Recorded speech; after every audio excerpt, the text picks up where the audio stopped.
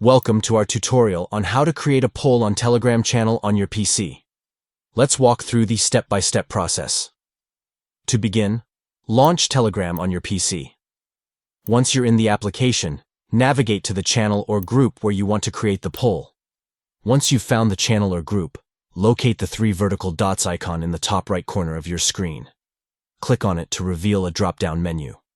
From the menu options, select Create Poll to initiate the poll creation process.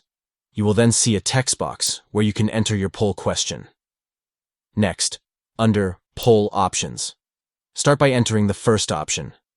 If you need to add more options, simply click on Add an Option and type in the additional choices. After you have inputted both the question and answer options for your poll, click on Create in the top right corner to finalize and publish your poll. By following these steps, you can easily create engaging polls on your Telegram channel using your PC. Polls are a great way to interact with your audience and gather valuable feedback. Thank you for watching our tutorial. If you found this information helpful, don't forget to like and subscribe for more tech tips and tutorials.